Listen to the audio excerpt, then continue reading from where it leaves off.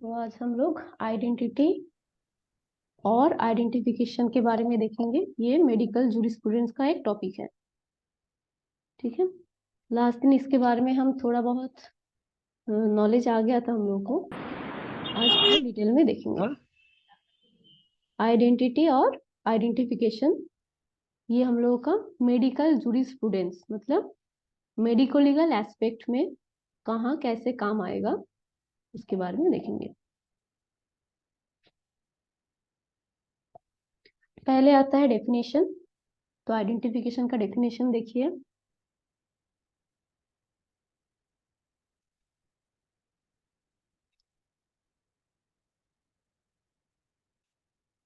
Identification means the establishment of the individuality of a person, living or dead, on the basis of some physical findings or data.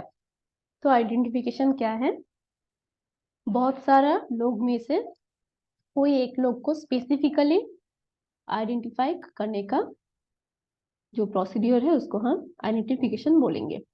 हम लोग सबके पास identification के लिए हम लोग का जो परिचय पत्र होता है वो रहता है, आधार कार्ड, पैन कार्ड वगैरह जो सब होते हैं, वो भी एक टाइप का आइडेंटिफिकेशन के लिए। तो identification means establishment of the individuality, मतलब सबसे एक इंसान को अलग कैसे करेंगे, ठीक है। मतलब हजार में से एक इंसान को कैसे अलग करेंगे। अभी तो आप लोग को पता है कि मोबाइल का जमाना है, तो सबके पास मोबाइल में जो फिंगरप्रिंट स्कैनर है उसमें से सबको आइडेंटिफाई कर सकते हैं। कोई कोई मोबाइल में जो फेस लॉक है, मतलब आपका हर एक का फेस अलग होता है तो उस हिसाब से हम लोग का मोबाइल अनलॉक होता है फेस लॉक से, कहीं किसी का फिंगरप्रिंट से, किसी का पासवर्ड से। तो ये सारे चीज आ जाएगा आइडेंटिफिकेशन में। जो बहुत इंसान में से किसी को स्पेशली, इंडिविजुअल को स्पेशली आइडेंटिफाई हम कर सकते हैं। मगर हम लोग जब ये जूरिस्प्रूडेंस के बारे में पढ़ रहे हैं, मतलब यहाँ पे जो पर्सन आएगा, जो सब्जेक्ट होगा, वो आप लोगों का जो सब्जेक्ट होगा वो लिविंग भी हो सकता है और डेथ भी हो सकता है, ठीक है। और ये किस बेसिस से हम करेंगे? कुछ फिजिकल फाइंडिंग जिसको हम डेटाज बोलेंगे, उस हिसाब से आइडेंटिफाई करेंगे। हम बोलते हैं ना कि क्लास में जो सबसे लंबा है उसका नाम ये है। आप अगर कहीं पे जाओगे तो आपका दोस्त अगर कहीं पे गुम हो जाएगा, तब आप लोगों को क्या बोलेंगे कि मेरा दोस्त ऐसा था, मेरा दोस्त सबसे लंबा था। उसका स्किन टाइप बोलेंगे, मुंह में चश्मा पहनता है कि नहीं पहनता, ये सब बोलेंगे। ये सारा आ जाता है ऐसे आइडेंटिफिकेशन। मगर यहाँ पे हम लिविंग के साथ साथ डेड का भी आइडेंटिफिकेशन के बारे में देखेंगे, ठीक है। तो ये हो गया definition. Identification means the establishment of the individuality of a person, living और dead, on the basis of some physical findings और डेटाज, ठीक है। फिजिकल फाइंडिंग्स और डेटाज मतलब बाहर से हम लोग को जो दिखेगा। सिर्फ फिजिकल फाइंडिंग ही नहीं, यहाँ पे बहुत सारा केमिकल फाइंडिंग्स भी रहता है। अगर फिजिकल फाइंडिंग के मार्फत से पहचाना नहीं गया तो हम लोग क्या करते हैं, डीएनए टेस्ट वगैरह करते हैं, लेबोरेटरी के सहायता लेते हैं, वो सब भी आएगा। नेक्स्ट चलते हैं, इम्पोर्टेंस ऑफ आइडेंटिफिकेशन। ये भी हम लास्ट क्लास में देख लिए थे। आइडेंटिफाई हम क्यों करेंगे, आइडेंटिफिकेशन करना जरूरी क्यों है? यहाँ पे दो केस आएगा, एक है जिंदा लोग के लिए और एक है जो डेड है उनके लिए। तो जिंदा लोग के लिए आइडेंटिफिकेशन का इंपॉर्टेंस क्या है पहले देख लीजिए। मेडिको लीगल केसेस, नेक्स्ट है एब्सकॉन्डिंग केसेस, नेक्स्ट है criminal cases, newborn babies in hospital, missing young subject, adults with loss memory, fraudulent personation वगैरह। तो यहाँ पे आइडेंटिफिकेशन का इम्पोर्टेंस क्या है? हम लोग डे टू डे लाइफ में ये सारा केस आपको अच्छे से मिलेगा। तो एक एक केस मैं थोड़ा बहुत एक्सप्लेन कर दूंगी, ऑलरेडी एक्सप्लेन किया हुआ है लास्ट दिन, मगर फिर भी हम थोड़ा टच करके जाएंगे। पहला है मेडिको लीगल केस। एग्जाम्पल क्या है? इंज्योर्ड विक्टिम्स, ठीक है, इंज्योर्ड विक्टिम्स, चाहे वो उसको अटेम्प्ट टू मर्डर किया हो सकता है, उस हिसाब से इंज्योर्ड है, या फिर इंज्योर्ड विक्टिम ऑफ रेप का भी हो सकता है। मतलब मेडिको लीगल केस पे जहाँ पे आपको मेडिको एंड लीगल बोथ, मतलब ये कोर्ट केस की ओर जा रहा है, जहाँ पे कोई विक्टिम को आप कोर्ट में पेश करने जा रहे हो, तो वहां पे जिसको आप कोर्ट में पेश कर रहे हो वही वो व्यक्ति है कि नहीं, इसके लिए आइडेंटिफिकेशन के लिए यहाँ पे किया जाता है, ठीक है। जहाँ पे इंजर्ड विक्टिम्स रहता है उनको यानी पूछा जा सकता है नाम वगैरह, आपका नाम क्या है। अभी किसी को कोर्ट में उठाएंगे, मतलब एक्यूज्ड भी हो या फिर जो विक्टिम हो, सभी को आइडेंटिफिकेशन बहुत जरूरी होता है, ठीक है। तो यहाँ पे हम लोग देखें कि मेडिको लीगल केस में कैसे हम लोग कोर्ट में आइडेंटिफाई करते हैं। अगर जिंदा रहेंगे तो उनका नाम पूछेंगे, उम्र पूछ सकते हैं, घर कहाँ है पूछ सकते हैं, माता पिता का नाम पूछ सकते हैं, ठीक है। ये सारा प्रोसेस है। आधार कार्ड होगा तो आधार कार्ड देख सकते हैं, फोटोग्राफ रहेगा तो फोटोग्राफ देख सकते हैं। ऐसे मेडिको लीगल केस में आइडेंटिफिकेशन होता है। मेडिको लीगल केस में आइडेंटिफिकेशन का जरूरत ये होता है। नेक्स्ट में देखिए एब्सकॉन्डिंग केसेस। एब्सकॉन्डिंग मतलब भागना, जो लोग भाग जाते हैं। एक लोग का अरेस्ट होने वाला था और वो घर से भाग गया, ठीक है। सोच लीजिए कि किसी एक का नाम पे अरेस्ट वारंट जारी हुआ और वो अपने घर से भाग गया।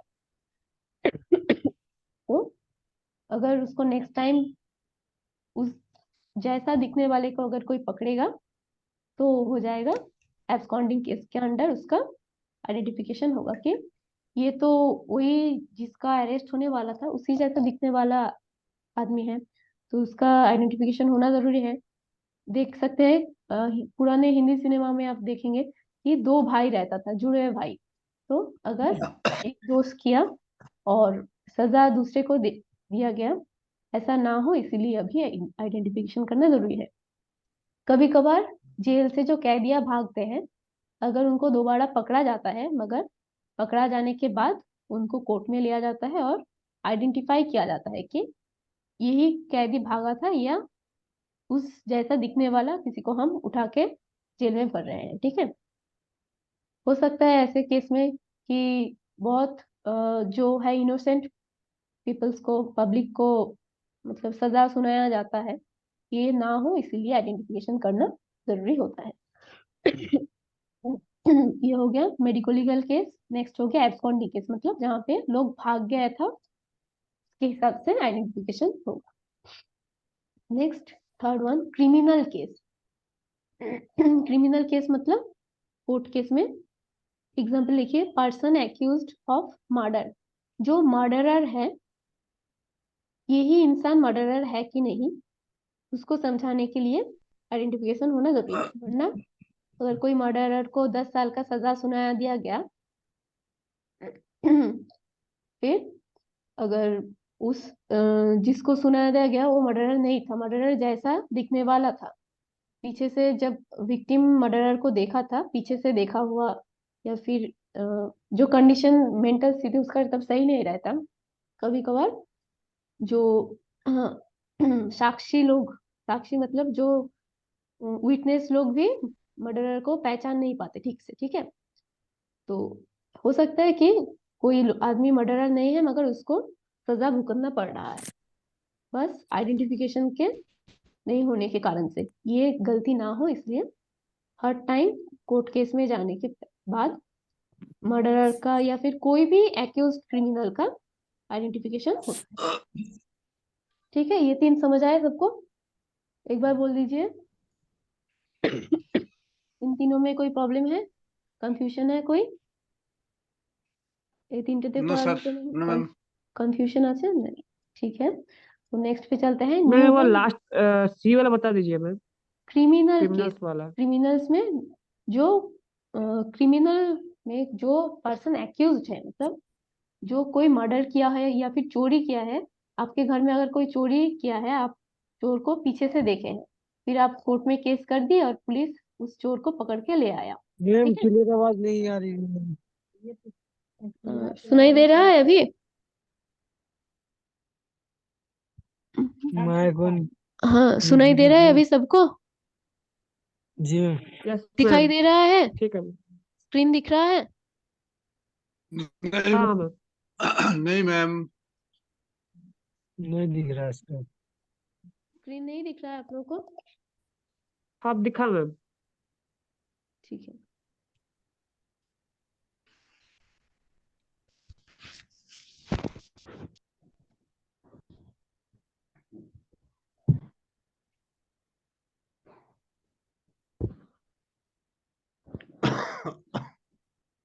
स्क्रीन विजिबल है कि नहीं है? नहीं। इनविजिबल।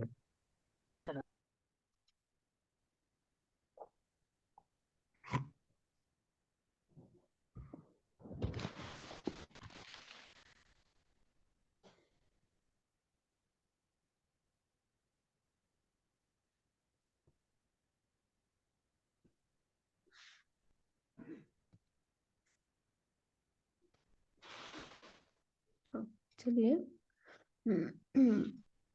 तो हम बोल रहे, रुकिए एक मिनट।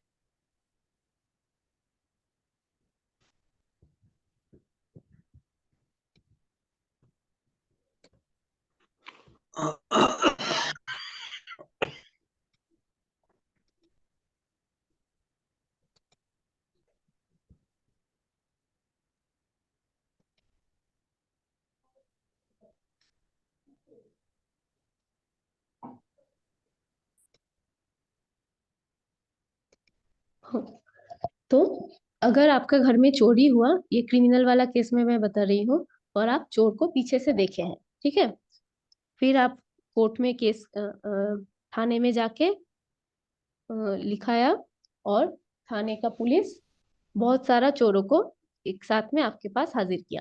तो आपको तो बोलना होगा ना कि चोर कौन सा था आपके घर के सामने, आपका घर में जो चोरी किया था वो चोर कौन सा था, आपको बोलना होगा। मतलब आपको आइडेंटिफाई करना होगा कि वो 5 आदमी से कौन सा आदमी आपका घर में चोरी करने आया। अगर आप अच्छे से नहीं देखे होंगे तो क्या होगा, आप एक का सजा दूसरे को दे सकते हो ना। इसीलिए ये क्रिमिनल आइडेंटिफिकेशन जरूरी है। ये कहाँ पे होता है? पर्सन एक्यूज्ड ऑफ मर्डर होता है, रेप होता है, मतलब कोई भी क्रिमिनल केस का जो एक्यूज होगा पर्सन, उसका भी आइडेंटिफिकेशन होना जरूरी होता है। समझ आया इतना तक? तपन समझ आया? Yes ma'am. ठीक। नेक्स्ट पे चलते हैं। New born babies in hospital. तो हॉस्पिटल में पैदा होने के बाद ही सारे बच्चे कैसे होते हैं? सेम जैसे दिखते हैं। हाँ, तो इसी को, एक के बच्चा दूसरे माँ के पास ना चला जाए, इसीलिए बच्चों का, हर एक बच्चों का आइडेंटिफिकेशन मार्क होता है। किसी का कोई मोल होगा, जन्म दाग होगा, जन्म चिन्ह होगा, तो उसको अ- लिख के आइडेंटिफिकेशन उसका साइन माना जाएगा। या फिर बच्चों का हाथ पैर में देखेंगे, मैक्सिमम हॉस्पिटल में एक बैंड लगा दिया जाता है, उसमें जो नंबर रहता है वो माँ के पास सेम बैंड का सेम नंबर रहता है। तो new born babies in the hospital, एकदम नया, एकदम छोटा बच्चे लोग को ऐसे हॉस्पिटल में आइडेंटिफिकेशन दिया जाता है। नेक्स्ट देखिए, missing young subjects and lost child. ये तो बहुत, मतलब सबने सुना होगा, हैम रेडियो के माध्यम से 10 साल पुराना बच्चा लापता हो गया था, उसको वापस लाया गया घर में, उसको भेजा गया। तो missing young subjects and lost child, जो बच्चे लोग खो जाते हैं, मेला में खो जाते हैं, गुम हो जाते हैं, तो उन लोगों को भी घर भेजने के पहले आइडेंटिफाई किया जाता है। घर वालों से आइडेंटिफिकेशन का प्रूफ मांगा जाता है कि आपका बच्चा यही है, इसका प्रूफ दिखाए। अगर घर वाले सही प्रूफ दिखा पाते हैं तो बच्चे को घर भेजा जा सकता है। Missing young subjects and lost child. Next में देखिए, एडल्ट्स विथ लॉस मेमोरी। कभी कभी हम देखते हैं बुजुर्ग होने के बाद, बुजुर्गों का उम्र बढ़ने के बाद मेमोरी पावर जो है चला जाता है, इसको हम एमनेशिया बोल सकते हैं। एमनेशिया, डिमनेशिया, फिर एल्जाइमर्स, ऐसा बहुत टाइप का डिजीज होता है जहाँ पे बुजुर्ग लोग अपना नाम पता भूल जाते हैं। तो उनको भी आइडेंटिफाई करके घर घर बेचा जा सके, इसलिए आइडेंटिफिकेशन होना जरूरी है। लास्ट वन देखिए, फ्रॉडुलेंट पर्सोनिएशन, ये बहुत इंपॉर्टेंट है। एग्जाम्पल में देखिए, पासपोर्ट, प्रॉपर्टी, एग्जामिनेशन कैंडिडेट्स, ये तो सभी को एकदम अच्छे से पता होगा। कोई अगर आधार कार्ड या पासपोर्ट बनाने जाएंगे तो वहां पे आप लोगों का हाथ का छाप लिया जाता है, आंखों का छाप लिया जाता है, हाँ, फेस का फोटो लिया जाता है, जैसे कि आप वही इंसान हो, ये एकदम आइडेंटिफाई हो सके। फिर प्रॉपर्टी, आपका प्रॉपर्टी, आपके जैसा कोई आके आपके जैसे मेकअप करके आके बोल दे कि ये मेरा प्रॉपर्टी है, कोर्ट में जाके केस कर दिया, मगर उसका फिंगरप्रिंट और आपका फिंगरप्रिंट तो मैच नहीं होगा, तो उसे आप बच सकते हैं। फिर एग्जामिनेशन कैंडिडेट्स, ये तो अक्सर होता है कि एक परीक्षार्थी के जगह पे दूसरे परीक्षार्थी एग्जाम देने घुस जाता है, ये भी एक क्राइम है, वहाँ पे फ्रॉड केसेस है, उसमें सारा आ जाता है, यहाँ पे आइडेंटिफिकेशन होना बहुत जरूरी है। तो ये हो गया आइडेंटिफिकेशन का इम्पोर्टेंस मेनली लिविंग पर्सन में। अब हम देखेंगे डेथ पर्सन में क्या होता है, importance of identification in death bodies. यहाँ पे दो केस आएगा, दो वेरिएशन आएगा। एक है for death bodies with names, जहाँ पे हम लोगों का डेड बॉडी का नाम पता है, लाश का नाम पता है। और एक है फॉर डेड बॉडीज अननोन, जहाँ पे डेड बॉडी का नाम नहीं पता। ठीक है, एक्सक्यूज मी मैम, स्क्रीन तो विजुअल मतलब स्लाइड नहीं शो रहा है मैम। अभी स्लाइड दिख रहा है आप लोगों को इम्पोर्टेंस ऑफ आइडेंटिफिकेशन का? नो मैम नहीं। नहीं দেখতে পাচ্ছি না স্যার। स्लाइड शो अभी दिख नहीं रहा है आप लोगों को? नहीं मैम No. नहीं दिखा। रुकिए, मैं शेयर कर रही हूँ। কেটে দাও, আমার অসুবিধা হচ্ছে।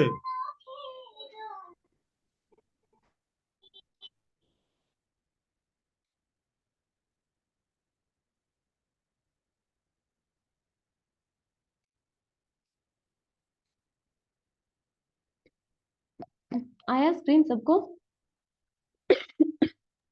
Yes, madam. यस मैम अब आया।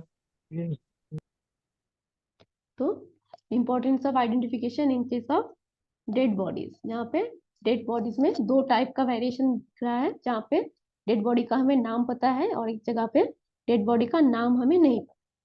देखिए, आइडेंटिफिकेशन जहाँ पे हमें नाम पता है, identification is made before starting postmortem and it is done by the accompanying constable.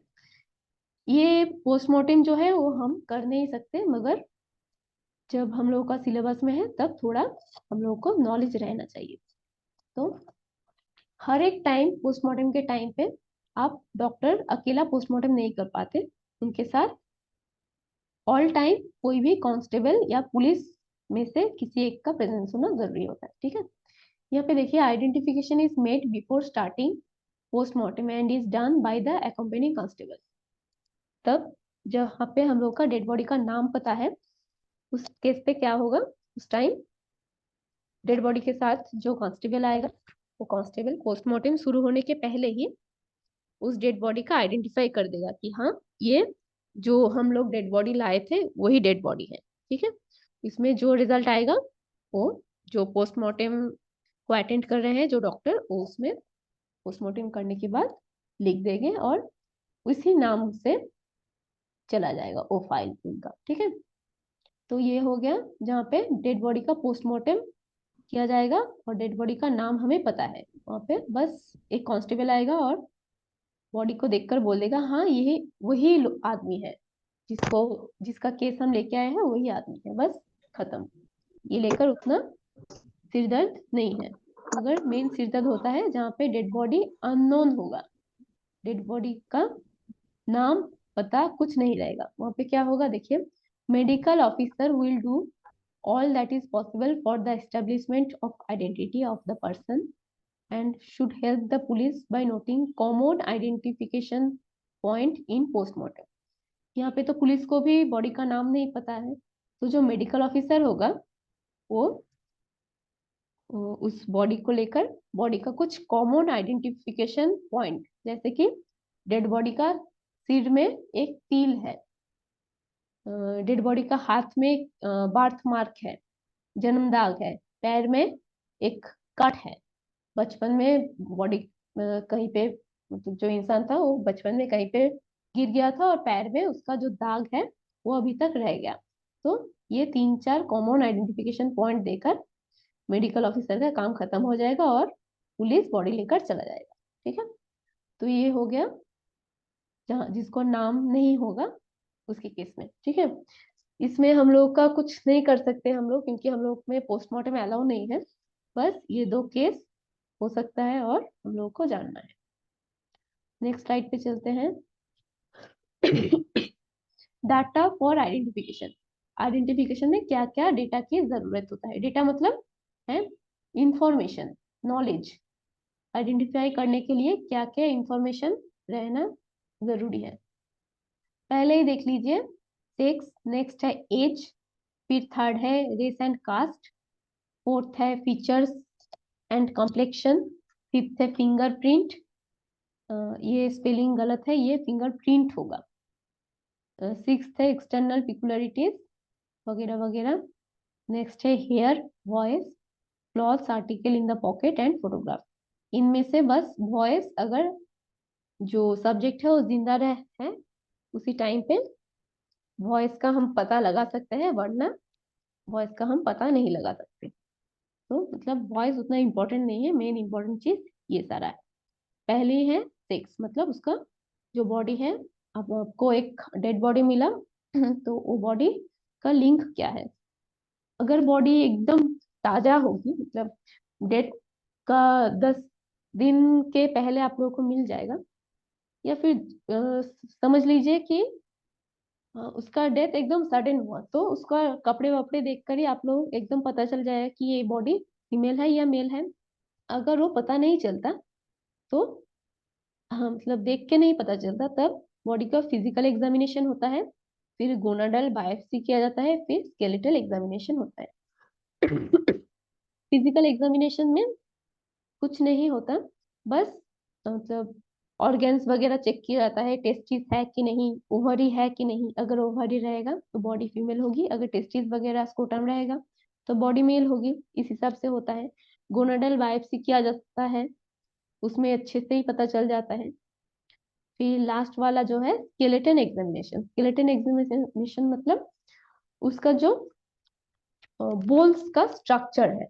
हम लोग को पता है कि मेल बोन्स जो होते हैं वो थोड़ा घना होता है, थोड़ा भारी होता है। फीमेल बोन्स थोड़ा छोटा होता है, हल्का होता है। एक महिला के हाथ देखेंगे, मतलब एक महिला के फीमेल के ह्यूमेरस देखेंगे और मेल का ह्यूमेरस देखेंगे, तो दोनों में बहुत डिफरेंस होगा। फीमेल ह्यूमेरस हल्का फुल्का होगा मेल ह्यूमेरस के तुलना में। ठीक है, मेल ह्यूमेरस भारी होगा, वहाँ पे बोन डेंसिटी ज्यादा होगा, है ना। तो इस हिसाब से फिर जो पेल्विस है, फीमेल पेल्विस चौड़ा होगा, मेल पेल्विस छोटा होगा, अंदर में छोटा स्पेस रहेगा। फिर सिर के आकार मेल में बड़ा होगा, लड़कों में सिर बड़ा भारी रहता है, फीमेल में सिर छोटा होता है। तो ऐसा ऐसा डिफरेंस आप लोगों को समझ आएगा। ठीक है, तो ये हो गया सेक्स। नेक्स्ट होगा एज, उम्र। कैसे हम उम्र का पता लगाए? एक बॉडी मिला और उस बॉडी में उम्र कितना है हम कैसे पता लगाए? पहले ही देखिए, पहले है बॉडी डेवलपमेंट, मतलब बॉडी का डेवलपमेंट कैसा है। हम लोग का इसका एक चार्ट मिलता है कि उम्र के हिसाब से हाइट वेट वगैरह कैसा होगा। जो एकदम अगर जो सब्जेक्ट मिलेगा वो एकदम छोटा बच्चा होगा, तो बच्चों का ऐसा साइज रहता है कि बच्चे का 2 महीने में इतना सेंटीमीटर लंबा होगा, 5 महीने में इतना सेंटीमीटर लंबा होगा, 10 महीने में इतना सेंटीमीटर लंबा होना चाहिए। ऐसा ऐसा चार्ट रहता है। तो उस हिसाब से अगर चार्ट में हम जो डेटाज होगा वो इनपुट करेंगे तो उसका एज हम लोग को मालूम पड़ जाएगा। हाइट वेट, हाइट जैसा है वेट जैसा है रहना चाहिए वैसा। इंपॉर्टेंट है ये वाला। Number of teeth, number of teeth में मेनली हम देखते हैं कि कितना नंबर टीथ है। अगर 20 दांत रहेगा मतलब वो एकदम छोटा है, हम लोग को पता है कि दूध का दांत जो बोलते हैं हम लोग दूधेर दांत जिन लोग की बोली वो 20 नंबर में होता है। अगर किसी का 32 है मतलब वो एडल्ट है ना। इस हिसाब से दांत को देखेंगे। और एक है state of ossification of bones. हम बोले थे कि यहाँ पे बोन्स का नंबर आ जाएगा, हाँ, कि 300 से 206 में आएगा जो नंबर, उस हिसाब से हम लोग। और बोन्स का जो ऑसिफिकेशन होता है ना, बहुत सारे लॉन्ग बोन्स होता है जिनका डेवलपमेंट बहुत उम्र तक होती रहती है। बहुत सारा बोन्स है जिसका फुल डेवलपमेंट 27-28 साल तक कंप्लीट होता है। तो उस हिसाब से अगर हम एक एक्सरे करेंगे तो हम लोग को अच्छे से वो समझ आ जाएगा कि कौन सा एज का जो एज है उसको डिटरमिन कर सकते हैं। इसके लिए हम लोग को ऑसिफिकेशन टेस्ट या फिर एक्सरे एग्जामिनेशन करना होगा। State of ossification of bones, इसमें एक एक्सरे करना होता है। नेक्स्ट में देखते हैं race and caste. Race and caste के लिए मतलब कलर, स्किन कलर देख के आप पता चल जाएगा कि ये आदमी इंडियन है या फिर यूरोपियन है, पता चलता है। आई का कलर, जनरली इंडियन लोग का आई का कलर ब्लैक होता है ना। और फॉरेनर में ग्रीन होता है, ब्लू होता है, आंख कैसा कैसा होता है, ब्राउन वगैरह सब। इंडियन है या फिर दूसरा देश का है ये हम लोग को उससे पता चल जाता है। हेयर, जनरली इंडियन का हेयर यंग में ब्लैक रहता है, बुजुर्ग टाइम पे व्हाइट हो जाता है। मगर फॉरेनर में क्या होता है, रेड हो सकता है, किसी किसी में ब्राउन हो सकता है, ये सारा कलर आएगा। हेड स्ट्रक्चर, हेड स्ट्रक्चर बहुत इंपॉर्टेंट है क्योंकि हर एक जाति का हेड स्ट्रक्चर अलग होता है। ऐसा मतलब बुकिश लैंग्वेज में है कि जिनका मतलब जो प्योर आर्य है, हम लोग को पता है ना आर्य, उनका हेड बोला जाता है, उनका हेड लंबा जैसा होगा, लॉन्ग हेड होगा। तो फिर जो मीडियम साइज का हेड होंगे वो हेड होगा इंडियन यूरोपियंस का हेड, ऐसा मीडियम साइज का होगा। और राउंड हेड होगा मंगोलियन, मतलब चाइना वगैरह का लोग का देखिएगा चेहरा गोल मटोल जैसा होता है, तो उनका जो हेड है वो राउंड होगा, छोटा छोटा और गोल तीर। तो ऐसे ये रेशन कास्ट के बारे में पता चलता है। तो स्किन कलर देख के तो हम लोग को पूरा अच्छे से समझ आ जाता है कि ये इंडियन है या फिर फॉरेनर है। फिर फीचर्स एंड कॉम्प्लेक्शन। कॉम्प्लेक्शन मतलब भी स्किन कलर हो जाता है, फीचर्स मतलब कोई विशेष कुछ फीचर्स है कि नहीं उसमें, ठीक है। इसमें मतलब रेस एंड कास्ट जब देखेंगे तो फीचर्स एंड कॉम्प्लेक्शन आपको अच्छे से आ जाता है एकदम। फिर फीचर्स में क्या देख सकते हैं आप लोग, फेशियल फीचर्स देख सकते हैं कि उसका फेशियल का स्ट्रक्चर कैसा है। किसी किसी का मतलब फेस बोलते हैं ना कि आपका फेस आपका मम्मी जैसा आया है, आपका फेस आपका पापा जैसा आया है। तो इस हिसाब से भी होता है कि ये आप अगर पापा को देखेंगे तो उसका बेटे को देखकर आप अच्छे से पहचान पाओगे कि इसी का बेटा ये है। थोड़ा बहुत आपको आइडिया आ जाता है, इस हिसाब से फीचर्स एंड कॉम्प्लेक्शन। नेक्स्ट देख लेते हैं फिंगरप्रिंट के बारे में। कुछ नहीं बोलना है, सबका पास फोन है, फिंगरप्रिंट सबको पता है अभी। फिंगरप्रिंट 4 टाइप का होता है, आर्च होता है, लूप होता है, होल्ड होता है, कॉम्पोसाइट होता है। ये थोड़ा आप लोग घर में थोड़ा एक बार देख लीजिएगा कि 4 टाइप का गूगल करेंगे तो 4 टाइप का फिंगरप्रिंट के बारे में पता चल जाएगा। और आप लोग देखिएगा कि खुद का फिंगरप्रिंट कैसा है। उंगली को एकदम आपके सामने लाने से, या फिर घर में अगर स्टैम्प का इंक होगा तो उसको एक मतलब फिंगरप्रिंट लेकर आप कहीं भी व्हाइट पेपर पे लगाओगे तो ये 4 में से कौन सा आपका टाइप है आपको अच्छे से समझ आएगा। नेक्स्ट देखिए एक्सटर्नल पिकुलरिटीज, मतलब जो जिसको आप बाहर से एकदम पहचान सकते हैं। मोल मतलब आंचल, इसका आंचल का कैसा है। फिर बार्थ मार्क, जन्म चिन्ह, बहुत बच्चों का बार्थ मार्क एकदम से मम्मी पापा पहचान लेते हैं। फिर स्कार, बचपन में या फिर कहीं पे कभी एक्सीडेंट हुआ, कट गया था, जल गया था, तो उसका मार्क हम लोग का एकदम अप टू डेट रह जाता है। फिर ऑक्यूपेशनल मार्क, कौन क्या काम करता है उस हिसाब ये से। मोल्स मतलब क्या होता है? हाँ, मोल्स मतलब?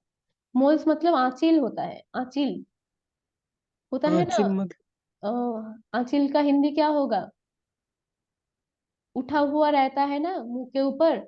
मैम फस्सा बोलते कुछ उस टाइप हाँ, का मैम। ब्लैक ब्लैक कलर का निकलता है ना मुंह के ऊपर, बहुत लोगों के हाथ पैर में रहता है मोल्स। तीली जैसा। बंगाली में आंखें बोलते हैं। इंग्लिश में वर्ड बोलते हैं mall ma'am, word, mall words, mall words. Words जैसा, हाँ। हिंदी में आएगा मॉल मॉल। अच्छा, अभी ये क्लास अगर खत्म हो जाएगा तो इसी लिंक पे एक बार ज्वाइन कीजिएगा, ठीक है? मैं क्लास खत्म कर रही हूँ, आप लोगों को इसी लिंक पे ज्वाइन करना है, ठीक है? और एक बार ज्वाइन कर लीजिए, बस 3 पॉइंट बाकी है। सब कोई और एक बार ज्वाइन कर लीजिए, 3 पॉइंट बाकी है।